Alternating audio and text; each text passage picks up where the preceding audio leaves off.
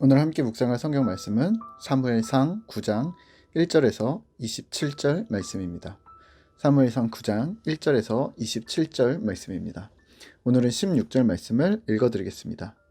내일 이맘때에 내가 베냐민 땅에서 한 사람을 내게로 보내리니 너는 그에게 기름을 부어 내 백성 이스라엘의 지도자로 삼으라. 그가 내 백성을 블레셋 사람들의 손에서 구원하리라. 내 백성의 부르짖음이 내게 상달되었으므로 내가 그들을 돌보았노라 하셨더니. 아멘. 오늘 함께 묵상할 주제는 그래도 돌보시는 하나님입니다. 사무엘상 9장에서 15장까지는 이스라엘의 첫 왕인 사울의 이야기가 주를 이루고 있습니다. 특별히 오늘 읽은 9장 1절에서 10장 16절까지는 사무엘이 사울에게 기름을 부어 왕으로 택정하는 과정을 기술을 하고 있습니다. 9장 초반부는 사울이 아버지가 잃어버린 암나귀들을 찾아다닙니다. 그러다가 우연히 사무엘을 만납니다. 9장 1절에서 14절까지의 본문에서는 특별한 의미가 있는 것은 아니지만 몇 가지 정보를 얻을 수 있습니다. 먼저는 사울에 대한 것인데요. 사울의 집안은 유력한 가문이었습니다.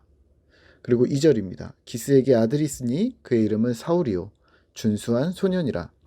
이스라엘 자손 중에 그보다 더 준수한 자가 없고 키는 모든 백성보다 어깨 위만큼 더 컸더라. 또 사울은 이스라엘 자손 중에 빼어난 준수한 소년이었고 키도 컸다고 합니다. 그리고 그 당시의 상황은 산당에서 하나님께 예배를 드렸다는 것, 또 선지자인 사무엘이 성읍을 순방하며 예배했다는 것 정도를 체크하시면 될 듯합니다. 구약 성경에서 유력한 자라는 표현은 보아스, 또 입다, 다윗에게서만 나타나는데요. 이러한 표현들은 한글 성경에서는 다르게 표현되고 있지만 사실 모두 같은 의미입니다. 보아스는 유력한 자, 입다는 용사, 다윗은 용기 있는 자, 그리고 오늘 사울 역시 타고난 자질이 매우 출중했던 것으로 보입니다. 또 그 당시의 상황은 산당에서 사무엘이 예배를 드리는데 보통 산당은 이교를 숭배하는 곳이었습니다.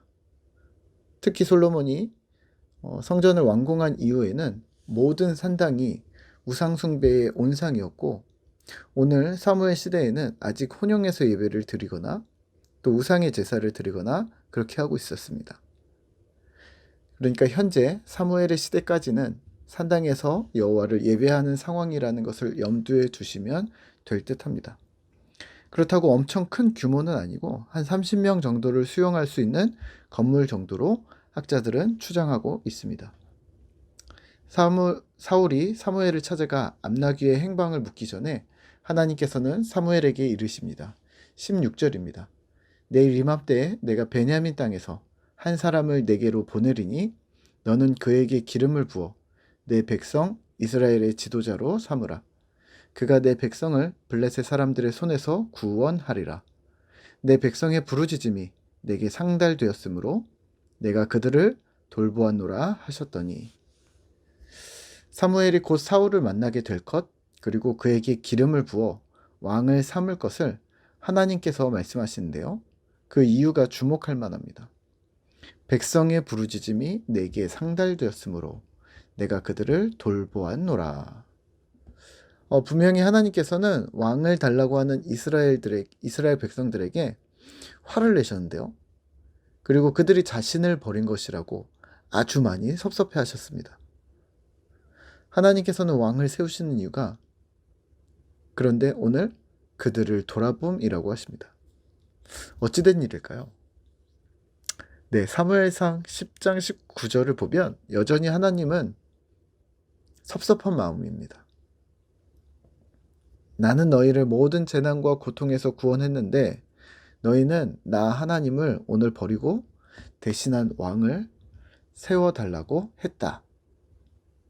라고 섭섭하게 말하시면서 그런데 사울을 왕으로 세우십니다. 우리나 하나님을 이렇게 생각하시면 어떨까요? 좋으신 아버지? 혹시 부모님에게 이런 말을 들어보신 적이 있으실까요?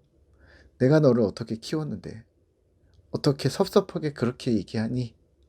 오늘 하나님의 마음이 딱 그겁니다. 물론 우리 부모님과 하나님이 다른 점이 있다면 하나님은 언제나 옳으신 분, 실수 없으신 분이시라는 것뿐입니다. 하나님께 왕을 달라고 한 이스라엘 향해 하나님이 화가 나셔서 벌을 하셨다거나 일부러 시시한 보잘것없는 왕을 세우시지도 않으셨습니다. 섭섭한 감정을 뒤로 하고 자녀된 이스라엘을 향해 그래도 돌아보셨다라고 기억하셔야 합니다. 왜냐하면 하나님은 항상 좋은 것으로 우리에게 채우시는 아버지이시기 때문입니다. 오늘 본문을 통해 우리는 무엇을 기억해야 할까요? 첫째는 인격적인 하나님을 기억하셔야 합니다. 인격적이라 함은 이러합니다. 강압적이거나 폭력적이지 않다는 겁니다. 강제로 우리를 어떻게 하시는 분이 아니시라는 말입니다. 또한 우리에게 말씀하시고 설득하시고 우리와 같은 감정을 가지셨지만 온전히 선하신 분이라는 겁니다. 둘째는 이를 이루시는 하나님이심을 기억하셔야 합니다. 하나님은 사실 자신이 영원히 이스라엘의 왕이기를 원하셨던 듯 합니다. 하지만 이스라엘이 왕을 달라는 요청에 하나님은 오케이로 반응하셨습니다. 그리고 왕을 세워주셨습니다. 그러면 하나님의 계획이 실패한 걸까요? 아니요, 하나님의 전능하심을 얕보셨습니다. 하나님은 인간 왕을 세운다 하더라도 하나님은 여전히 하나님의 뜻하신 바를 이루어 가실 수 있으셨습니다.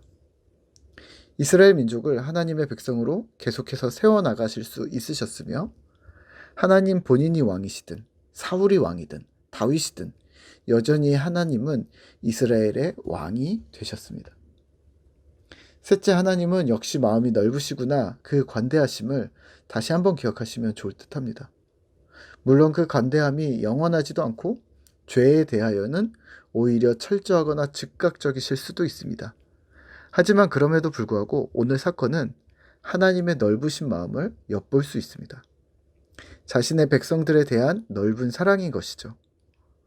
그렇다면 본문을 통해 오늘 하루 우리는 무엇을 해야 할까요? 인격적인 하나님을 기억하시면서 하나님이 우리를 포용하셨듯이 우리 역시 주변을 포용하고 사랑하는 일을 시작하면 어떠할까요? 사랑은 지속적인 것입니다. 한 번의 베품이 아니라 사실 지속적인 애씀이 필요합니다. 오늘 나에게로부터 시작해서 주변으로 확장하시면 어떨까요? 나를 사랑하기, 가족을 돌아보기, 근거리의 사람들을 사랑하기, 공동체 식구들을 사랑하기, 지역의 사람들을 사랑하기, 나라와 민족, 온 세계를 사랑하는 일들도 하나씩 점검하시면서 그 영역을 확장해 나가시면 좋을 듯합니다. 저는 오늘 주변 사람들 돌보기를 오전 내내 한번 해보도록 하겠습니다. 오늘도 함께 파이팅입니다. 함께 기도하겠습니다. 하나님 감사합니다. 우리의 무례함에도 불구하고 또 우리의 부족함에도 불구하고 하나님께서는 여전히 자신의 백성들을 돌아보시고 사랑을 보여주셨습니다. 하나님, 오늘도 우리가 주님을 기억합니다. 주님께서 우리에게 인격적으로 사랑으로 또 우리에게 부드러움으로 다가오셨음을 우리가 기억합니다. 하나님, 그 인격적인 하나님을 기억하며 또 이 땅에서 여전히 왕 되시고 세상에서 하나님의 일을 이루시는 하나님을 기억하면서 우리가 그 하나님의 넓으신 마음을 배워갈 수 있도록 주님 도와주시옵소서. 오늘 하루도 우리에게 허락해 주셨는데 오늘 우리가 만나는 사람들 또 우리의 상황들 속에서 또 우리의 일터에서 또 우리의 여러 가지 상황들 속에서 하나님 여전히 온전히 주인 되어 주시고 오늘도 주님을 바라고 주의 은혜를 기억하는 귀한 하루가 되어지도록 주님 도와주시옵소서. 오늘도 주께서 우리와 함께 하심을 믿으며 예수님의 이름으로 기도드립니다. 아멘.